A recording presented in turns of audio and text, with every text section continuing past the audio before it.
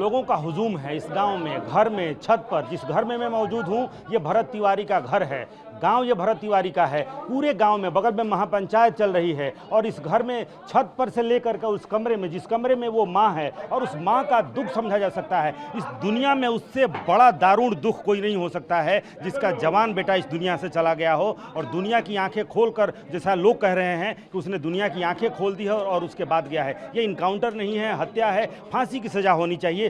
Police ने खुद मना है, यानी कि पुलिस जो एफआईआर कर रही है, पुलिस जो ये कह रही है, पुलिस मुख्यालय के एडीजी ने ये कहा कि चूक हुई है और लापरवाही भी हुई है, एसएचओ ठीक से हैंडल नहीं कर पाए। लेकिन इन तमाम बातों के बीच इस कमरे में जो माँ है, जो बार बार बेहोश हो रही है, डॉक्टरों की टीम यहाँ पे आ रही है और जो उसका दुख है, जो दर्द है, वो शायद शब्दों से परे है, शब्दों से बयां नहीं किया जा सकता है। ये भाभी हैं और माँ भी। अभी मैं माँ के पास में बैठा था और मुझे सूझ नहीं रहा था कि आखिर मैं सवाल करूं या उस माँ का सिर्फ चेहरा देखूं जो बार बार बेहोश हो जा रही है। आप यहाँ पर देखिए, इस माँ के लिए क्या शब्द है। बाहर लोगों का आक्रोश अपनी जगह पर है, वो आक्रोश समझा जा सकता है, देखा जा सकता है, लेकिन यहाँ आकर के हर व्यक्ति निशब्द हो जा रहा है। लोग देखिए, लोग यहाँ पर खड़े हैं, लेकिन लोगों के मुंह से लोग अपनी संवेदना व्यक्त कर रहे हैं, लोग ढाढ़स भी बंधा रहे हैं, लेकिन ढाढ़स के बाद उस माँ की हिचकी और बन जा रही है, गिग्गी बन जा रही है। इस माँ के सामने खड़ा होकर के, यकीन मानिए, इस माँ के सामने खड़ा होकर के घिघी बन जा रही है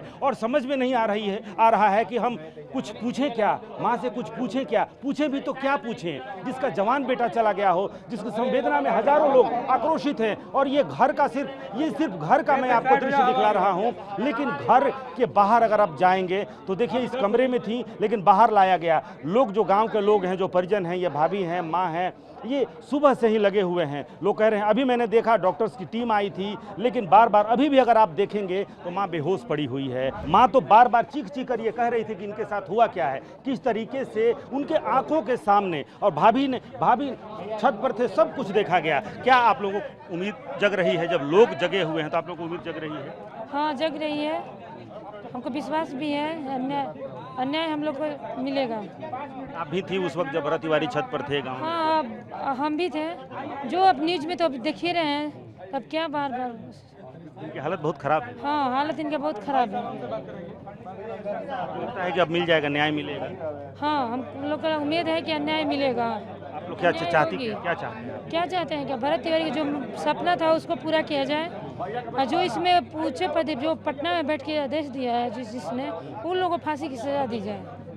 आपको लगता है कि वो मानसिक रूप से थोड़े विक्षिप्त थे लोग? नहीं थे, नहीं, बिल्कुल नहीं। फिर ये बात कहाँ से आई कि वो मानसिक रूप से अस्वस्थ थे? इसका भी जवाब मिलेगा आप लोगों को। अभी बात करने का मूड में नहीं है भैया। तो देखिए वाकई यहाँ जिस तरह से और बात करने के मूड में नहीं है, लेकिन ये भाभी थी जो सब कुछ की गवाह है। इन्होंने सब कुछ देखा था, इसी घर के छत पर खड़े होकर के, जिस तरह से जो फेसबुक लाइव में सब कुछ दृश्य। लेकिन एक सवाल जो अभी भी अनुत्तरित है कि आखिर पुलिस की तरफ से, हालांकि लोगों को ये पता है जो प्रत्यक्षदर्शी हैं, लेकिन पुलिस की तरफ से एक सवाल अभी भी अनुत्तरित है कि आखिर फेसबुक लाइव समाप्त होने के बाद आखिरी दृश्य जो दिख रहा है उसमें भरत तिवारी अपनी पिस्टल फेंक रहे हैं, एक पुलिसकर्मी दौड़ करके झुक रहा है बंदूक की तरफ और वीडियो वहां समाप्त हो जाता है। लेकिन उसके बाद आखिर क्या हुआ था, ऐसी क्या परिस्थितियां थी कि 4-5 गोलियां मारनी पड़ी? पुलिस कह रही है कि 4 गोलियां मारी गई हैं पैर में, लेकिन पोस्टमार्टम रिपोर्ट क्यों सामने नहीं आ रही है? क्या दबाया जा रहा है? क्या वाकई पटना पुलिस मुख्यालय से कोई आदेश आया था? जैसा तरह तरह की बातें हैं, लोगों का कुछ आरोप भी है, कुछ तथ्य भी सामने हैं, लेकिन उन तमाम तथ्यों, इन तमाम दृश्यों के बीच एक ही सवाल है, जिस सवाल का जवाब जानना है कि आखिर सरेंडर करने के बाद से किन परिस्थितियों में पुलिस ने गोलियां चलाई, और सरेंडर करने के बाद अगर वो अपराधी भी था तो क्या अपराधी के सरेंडर करने के बाद से तमाम तरह के नॉर्म्स हैं, एसओपी हैं, जो पूर्व डीजीपी हैं, चाहे वो अभयानंद हो या फिर गुप्तेश्वर पांडे इसी इलाके के हैं, वो सब कह रहे हैं कि तमाम पुलिसिंग पर सवाल है। पुलिस मुख्यालय भी यह मानकर चल रहा है कि चूक हुई है, एसओपी से ठीक से हैंडल नहीं हुआ।